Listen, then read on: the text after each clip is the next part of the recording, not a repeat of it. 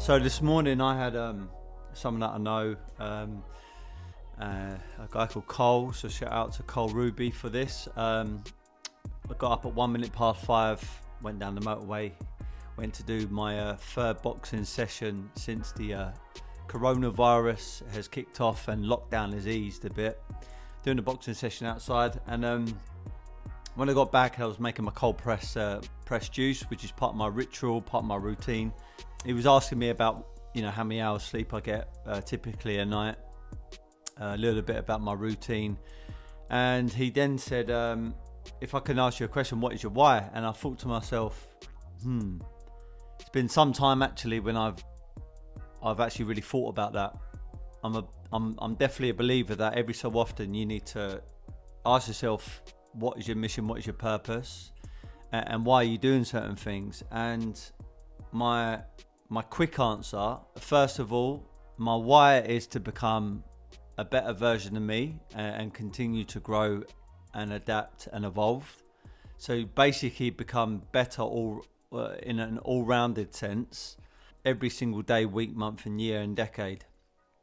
And what I specifically meant by that, which I said to him, is I want to improve on my fitness, I want to improve on my health, I want to improve on my intelligence, my education, and the last one is my finances, being financially free.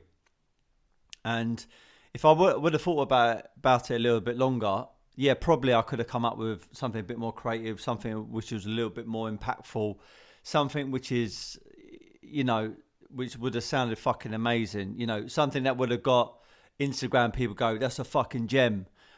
Sometimes it's not all about, coming up with some quality or some outlandish kind of statement and people, making brap sounds and stuff like that. It literally, sometimes it can be quite simple. And for me, the reason why I said fitness, health, the intelligence and then finances, because these are the four pillars that naturally came to mind, which I believe will give me and my family the option of having better and enhanced experiences, because ultimately they all lead to that same area. So the four pillars, why? Because fitness for me is such an important thing. I believe if you've got more energy, regardless what industry you're in, you'll be able to transfer that energy to your customers, clients, to your peers, to your colleagues, to your partners, and therefore you're going to have better working relationships and you're going to execute your plan better because you've got more energy. It just makes you feel good. Fitness for me is one of the most important ingredients to becoming a success. There are examples of people that have become very, very successful, maybe financially, but where they've been so overweight or not fit and not healthy, it catches up with them at certain points and they burn out. The next pillar was health. Now, fitness and health, it took me some time to get my head around this.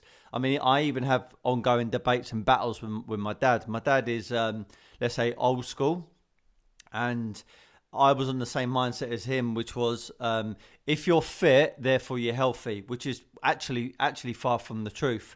Have you ever asked yourself the question why certain footballers, professional footballers, drop down dead on a football field?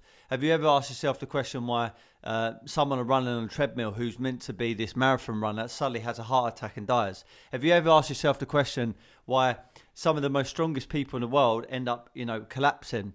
Now, there could be a couple of answers to that. It could be, some kind of drugs or medication they're taking.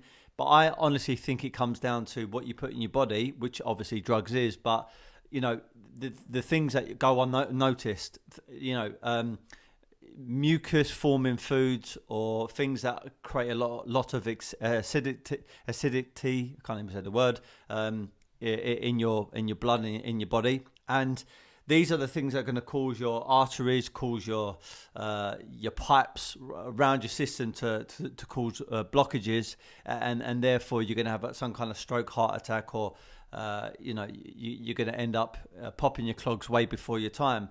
So fitness is one thing, but the other side of it is health, and constantly learning about how to enhance your body, taking in the right stuff. Carl also asked me on the same message, why did you do cold pressing, not blending like a NutriBullet? And my answer was cold press informs no blades.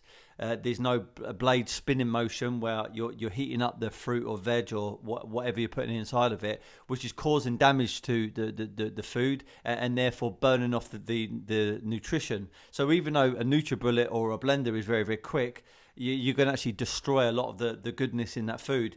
What a cold press does is slowly crush and press, hence the name cold press.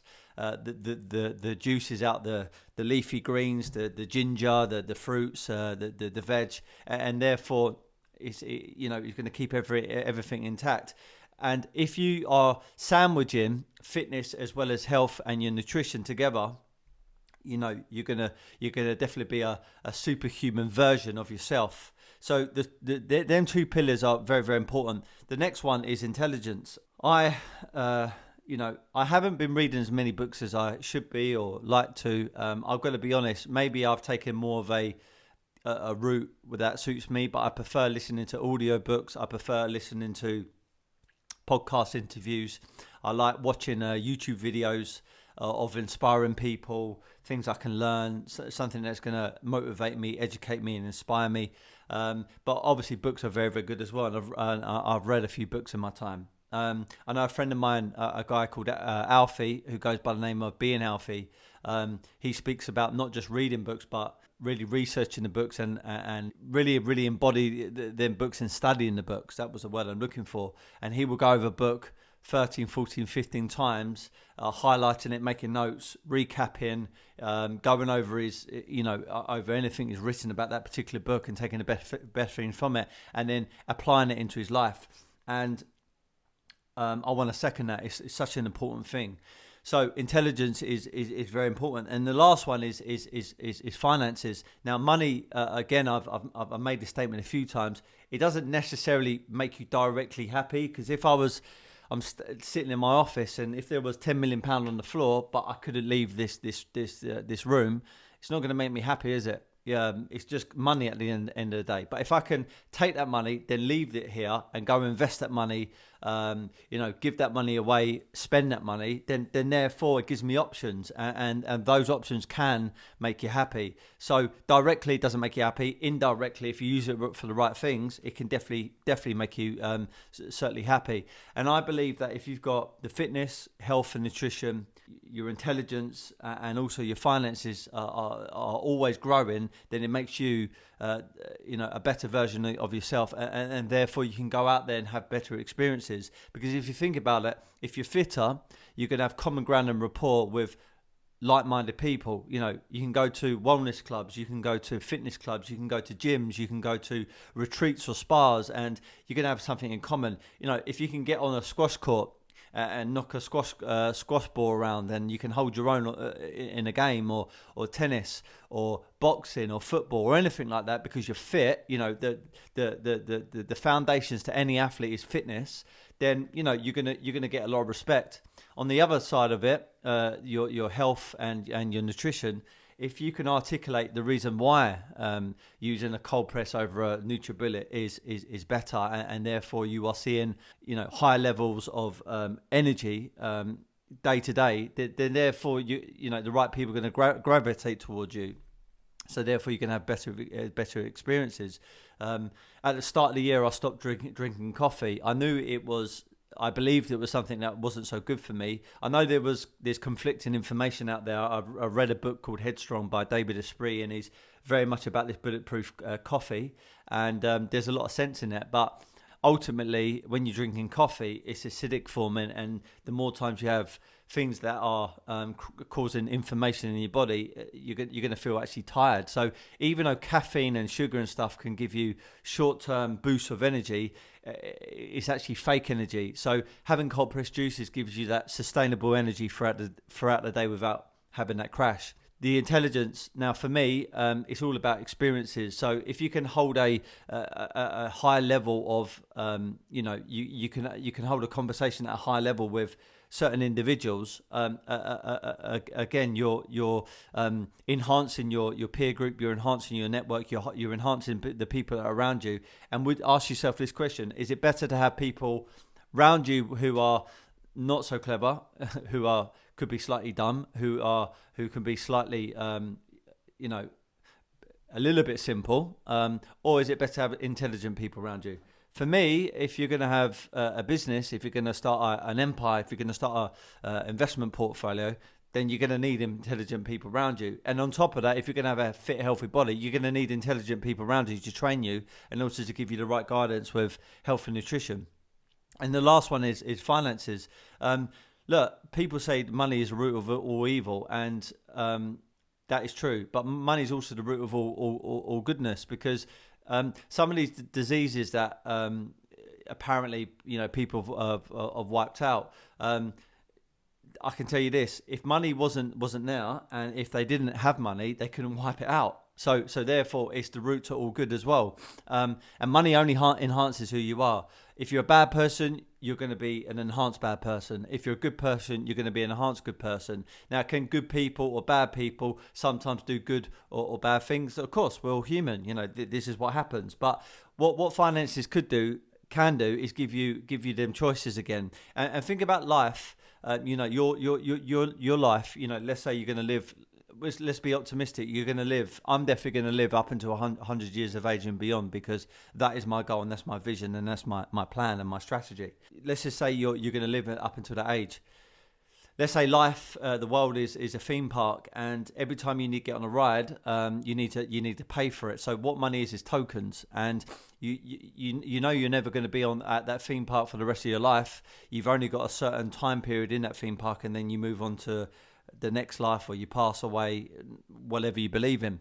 So whilst you're in that theme park, let me ask you this question: would you like to have the opportunity to go on every single ride and more than once, or would you want to limit yourself where you can go on only a certain few rides and other rides you can never go on? Ask yourself that question. Now, for me, I like to have choices, and even if I didn't really desire some of the rides, I at least want to have the opportunity.